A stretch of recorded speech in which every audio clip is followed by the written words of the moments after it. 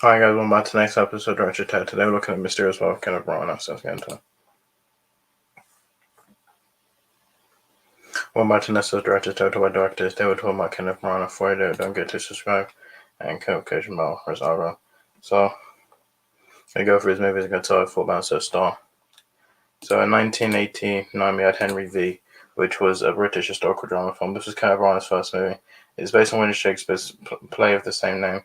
It stars Kenneth Branagh, Paul Scofield, Derek Jacob, Ian Holm, Brian Blessed, Emma Thompson, Alec McCovern, Judi Dench, and Christian Bale. It made $10.2 million $90 budget.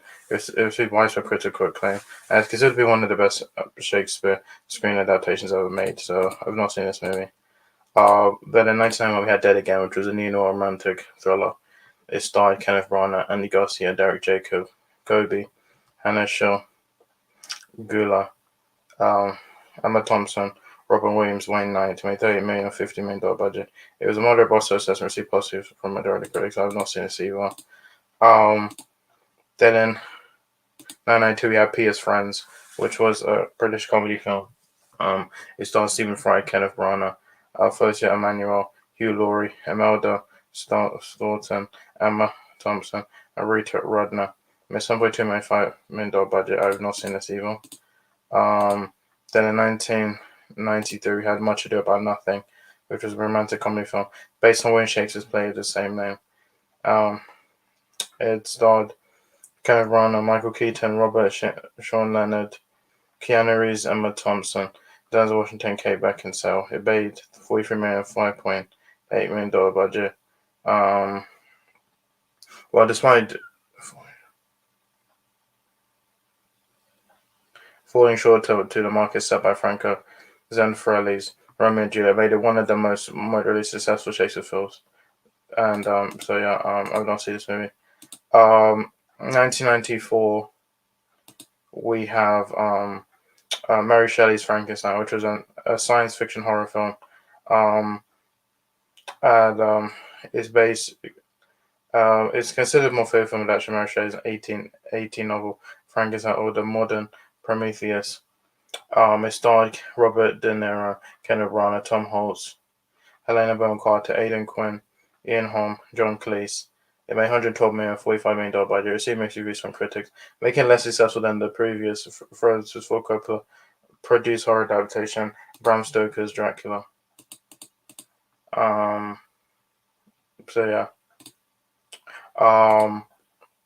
in 1995 we had In the Bleak of Midwinter, released in the US as a Midwinter's Tale.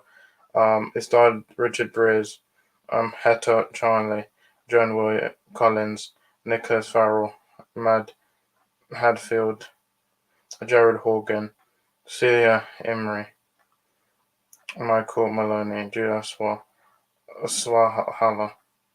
Made $8 million. This was the first one noted by Branagh, which he did not appear. I've not seen this either. And then in 1996 we had Hamlet, which was an epic historical drama film. It was an adaptation of William Shakespeare's play Hamlet, and it starred Kenneth Branagh, Julie Christie, Billy Crystal, Gerald Depardieu, Charlton Heston, Jared Jacobi, Jagged Lemon, Rufus Sewell, Robin Williams, and Kate Winslet. It made $4.7 million, $18 million budget. And Hamlet has been regarded as one of the best Shakespeare film adaptations ever made. However, it was not a box office success, mostly due to its limited release. I actually like this movie, says Hamlet. Then in 2000, we had Love Labour's Lost, which was a British musical romantic comedy film based on a comic play of the same name by William Shakespeare. The first feature film to be made of this lesser-known comedy. Branagh's fourth film of a Shakespeare play was a box office and critical disappointment. It starred Kenneth Branagh, Nathan Lane, Adrian Lester, Matthew Lillard, Natasha McElhone, Alexander Nivola, Alicia Souza, and Timothy Spall. It made $299,000 or $13 million budget. As was always poor. Max shelved this three-picture deal with Branagh, who subsequently returned to Shakespeare with As You Like It, 2006. Then 2006 we had The Magic Flute, which is a romantic fantasy film. Um, it's based on Die Zaba Faulty by Emmanuel Shikanda. It stars Joseph Kaiser, Rennie Papp, Amy Carlson, Benjamin J. Davis. It made $2,027,000 budget. Then also in terms of details, As You Like It, which was a romance film, based on William Shakespeare's play of the same name. It stars Ramala Gari, Bryce Dallas Howard, Kevin Kline, Adrian Lester, Janet McTeer, Alfred Molina, David A. Lowell, and Brian Blessed. Made 563,000. Then in 2007 we had Sleuth, which was a thriller film, and it was an adaptation of Anthony Shaffer's play Sleuth. It starred Michael Caine and Jude Law. Went for 4.8 million, and so yeah. Then in 2011 we had Thor. This was superhero film. It's based on the Marvel Comics character same name. It's the fourth film in the Marvel Cinematic Universe, and it starred Chris Hemsworth, Natalie Portman, Tom Hiddleston, Terrence Skarsgård, Kat Dennings, Clark Gregg, Com Farron, Ray Stevenson, Idris Elba, Jamie Alexander, Rena Russo, and Dante Hopkins. It made $449.3 million on a $150 million budget. It received generally positive reviews and was a financial success. Now we had Thor: Dark World, which was by Alan Taylor. They had Thor: Ragnarok and Thor: Love and Thunder, which were both by Taika Waititi. I still think this is probably the best Thor. I'm not a huge fan of Thor films, but I still think this is the best one. I like the Asgard stuff. I just don't like the Earth stuff, but I still think it's the best one.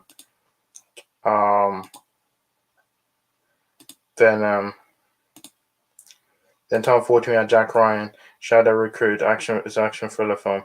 It's the fifth film in the Jack Ryan series and second reboot thereof. It's based on the character Jack Ryan. It starred Chris Pine, Kevin Costner, Kenneth Branagh, Keira Knightley. Made $135.5 million, $60 million budget. Received mixed reviews. It was dedicated to Clancy, who died on October 1st, 2013. The 2015 we had Cinderella, which was a romantic fantasy film.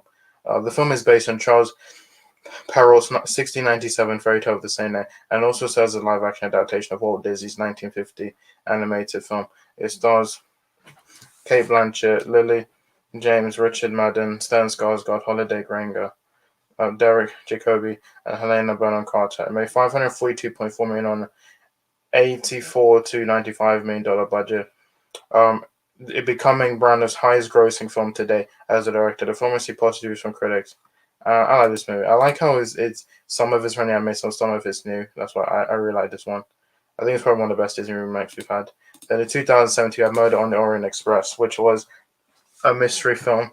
It was based on the 1934 novel by Agatha Christie, and it starred Tom Bateman, Kenneth Branagh, Penelope Cruz, Willem Dafoe, Judi Dench, Johnny Depp, Josh Gad, Leslie Odom Jr., Michelle Pfeiffer, and Daisy Ridley.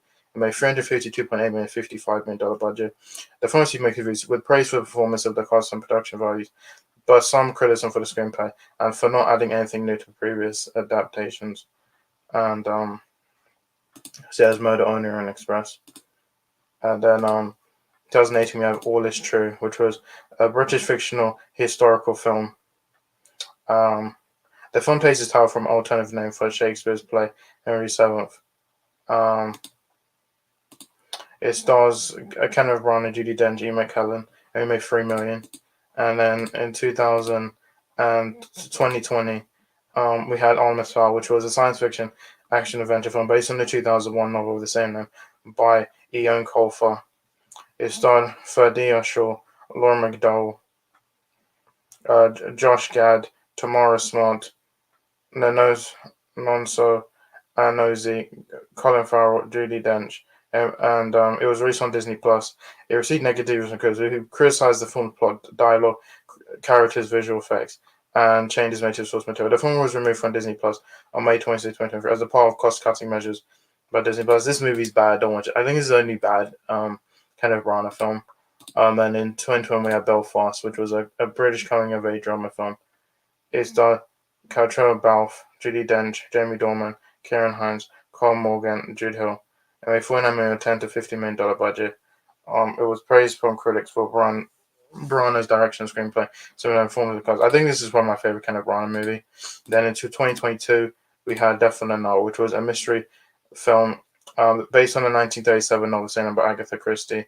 The film serves as a sequel to Murder on the Orient Express. It stars Tom Bateman, Annette Bening, Kenneth Branagh, Russell Brand, Ali Fazal, Dawn Friend, Gal Gadot, Armie Hammer, Rose Leslie, Emma Mackey, Sophie Okonedo, Jennifer Saunders, and Letitia Wright. It made $137.3 million, $90 million budget. It received mixed reviews, who perceived it as being inferior to the previous adaptation, but appreciate its old-fashioned style. And then finally in 2023, we're going to have A Haunting in Venice, which is an upcoming supernatural mystery thriller film. It's based on a 1967 novel Halloween Party by Agatha Christie. The film serves as a sequel to Death on the Nile. It stars Kenneth Branagh, Carl Allen, Kimmo Cotton, Jamie Dornan, Tina Fey, Jude Hill, Ali Khan, Emma Laird, Kelly Riley, Ricardo Marchio, Michelle Yeoh, and it's all released September 15, 2023. And so that's Kenneth Branagh. I don't think he's there about it outside on Styles. So that's Mysterious World of Kenneth Branagh. Guys, so much my videos for next one. Bye.